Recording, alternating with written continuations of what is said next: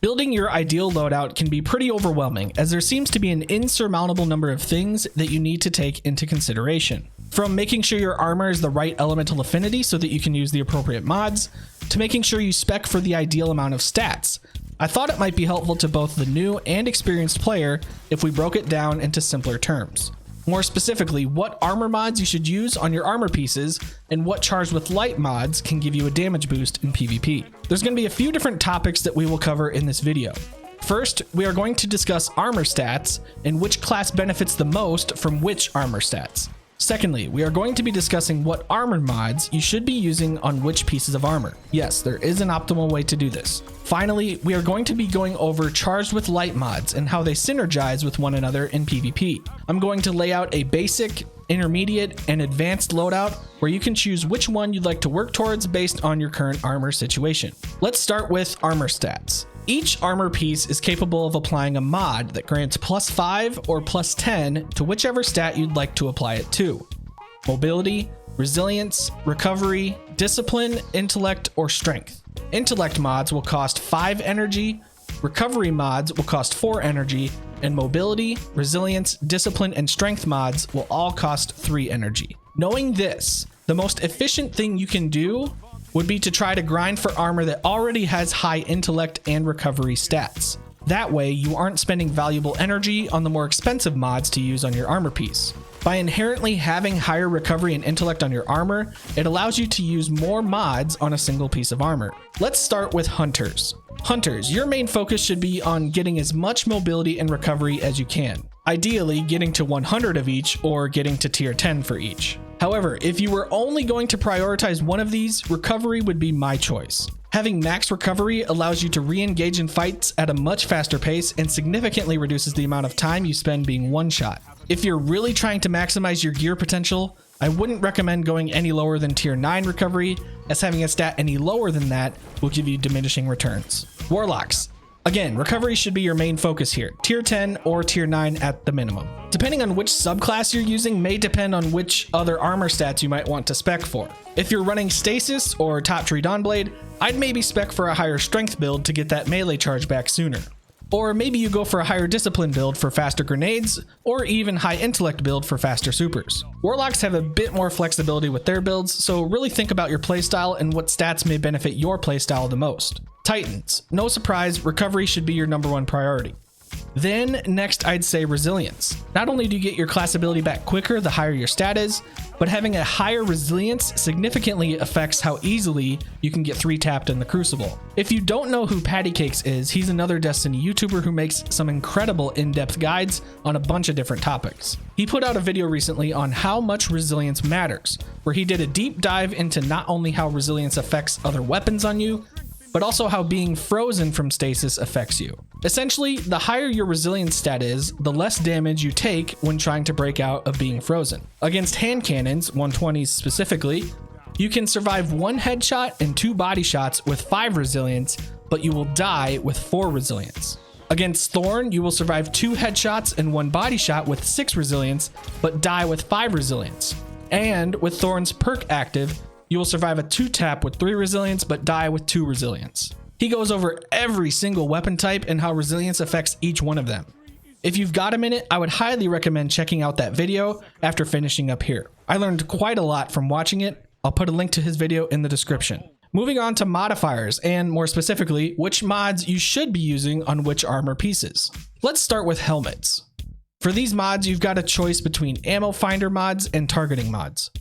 You should 100% be speccing for targeting mods when in PvP. So depending on what your loadout is will depend on which targeting mod you're going to apply to your armor piece. Statistically speaking, most of us will probably be using either the hand cannon targeting mod from the seasonal artifact, which only costs 1 energy slot by the way, or a pulse rifle targeting mod. These mods do stack, so if you are running a hand cannon, you should 100% be applying 2 hand cannon targeting mods on your helm, no matter what.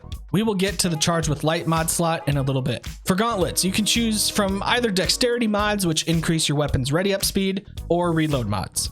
You should almost always be running a faster reload mod on your gauntlets, though I will say you could probably run a dexterity mod if you really preferred having faster ready up speed for your specific weapon. Again, depending on your loadout, you need to make the choice on whether you prefer reloading with your weapon faster or being able to switch to your weapon faster. There are also some other options you can ponder, like fastball, which lets you throw your grenade farther. There's also the arc mod momentum transfer, which says causing damage with a grenade reduces your melee cooldown. And there's also its reciprocated solar mod, Impact Inductions, which states that causing damage with your melee reduces your grenade cooldown. Again, base this on your playstyle, but I highly recommend using your allotted energy spaces on reload mods. For our chest piece, we can either choose from increased ammo reserves or reduced flinching mods. This should also be a no-brainer for PvP. Unflinching mods 100%. Again, the benefits to these mods do stack. So if you are applying 2 unflinching mods, it will give you twice the amount of benefit compared to running 1 mod. However, most of these mods are pretty expensive, so unless you're using the unflinching mods from the season pass, which only cost 1 energy to apply, you will probably only be running 1 unflinching mod. So depending on your loadout and which guns you're using will depend on which mods you will be applying. Hand cannon unflinching and sniper rifle unflinching are very noticeable when used in PvP. Moving on to our leg armor. For our leg armor, your number 1 choice should be the scavenger perk. Depending on what special weapon you're using, whether it's a shotgun, sniper, fusion rifle, whatever, you need to pick that specific weapon's scavenger mod. Without running a scavenger mod, whenever you pick up a special ammo brick off the ground, you will get 1 bullet. With 1 scav perk, you will pick up 2, and with 2 scav perks, you will pick up 3. So again, these perks do stack based on how many you have applied. At minimum, you should be running at least 1 scavenger perk, just so you're not constantly searching for special ammo during your match. If you're on a controller, I would highly suggest sacrificing one of your 2 scavenger mods to throw on the traction mod. Not only does it cost 0 energy towards your 10 allotted energy slots, but it significantly improves your maneuverability in PvP. Traction mod grants you a tighter turn radius while sprinting. And trust me, when I say this is extremely noticeable. It will feel weird the first day or 2 of using it, but I promise once you get acclimated to it, it's going to be hard not to use it. If you're on PC, this is pretty much obsolete since your turn radius is negated when using a mouse. Finally, let's talk about our class item. To put it simply, there are 4 different mods that can be applied to your class item. There's a universal mod that reduces all ability cooldowns at once, and 3 mods that reduce each specific ability on each different elemental affinity. Our universal mod is Distribution, which costs 4 energy and reduces all ability cooldowns when using your class ability near an enemy. Key part being you have to dodge near an enemy to get the mod to proc. We then have Perpetuation, which can only be used on void armor and costs 2 energy. It reduces your class ability cooldown when using your class ability. Class ability Inception. Bomber is our next mod and can only be used on solar armor pieces and costs 2 energy. Bomber reduces grenade cooldown when using your class ability. Really beneficial in this current meta of grenade spams. And finally, Outreach is our arc mod that only costs 2 energy. It reduces melee cooldown when using your class ability. So out of all of these, it boils down to your playstyle and honestly how much you actually use your class ability. Hunters, I would actually recommend using Bomber on your class item. As of the making of this video, Bungie released the nerf to Shatter Dive and the Whisper of Fissures fragment, which should help alleviate some of the community's frustration, but I still foresee the Glacier Grenade and Shatter Dive combo to be pretty strong in PvP. I also foresee the use of Duskfield grenades being used more, so getting your grenade back as quickly as possible is definitely going to be very popular still. Warlocks and Titans, you need to make the decision based on your own playstyle and how frequently you use your class abilities. In my opinion, Titans could probably run Bomber as well, and Warlocks I'd maybe go for Outreach so you get those melee charges back faster. If you main Warlock or Titan, let me know in the comments what you plan on running. I need some expert opinions. Also, before we move on to our Charged with Light mods, if you're interested, we have a brand new community Discord that you can join. We have a fully integrated LFG system for all platforms, as well as some really chill channels to hang out in, whether you want to share your own content you've made, or just want to talk about all things Destiny or non-Destiny. The joinable link will be in the description, as well as the pinned comment down in the comment section. I'd love to chat with you guys in the Discord. Okay, so last on our agenda today is Charged with Light mods. At first, these can be pretty daunting to a new player or even an experienced player. I'm going to break it down as simply as I can by giving you a basic, intermediate, and advanced loadout. That way we can cover everyone's bases.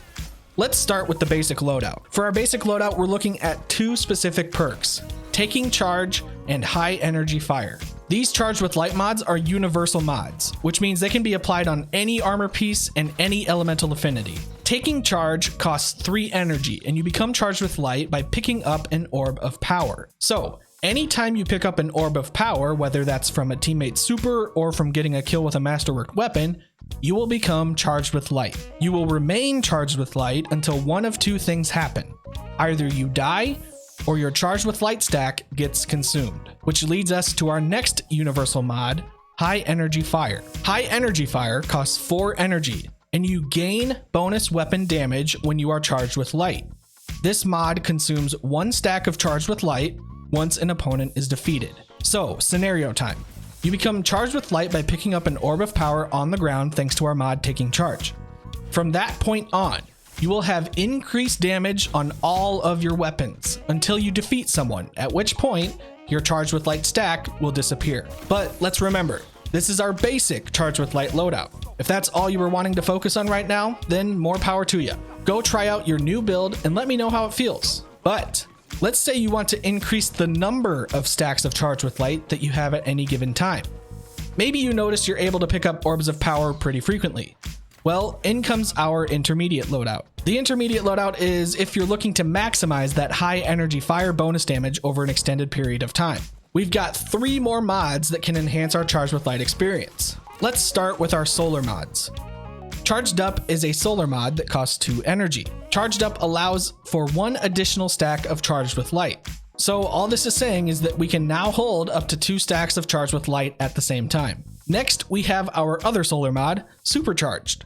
Supercharged costs 5 energy, so pretty expensive, and it says that we can have 2 additional stacks of charged with light, up to a max of 5 at one time. Finally, we have Stacks on Stacks, which is a void mod that costs 4 energy. Stacks on Stacks says that we gain an extra stack of charged with light for every stack that you gain.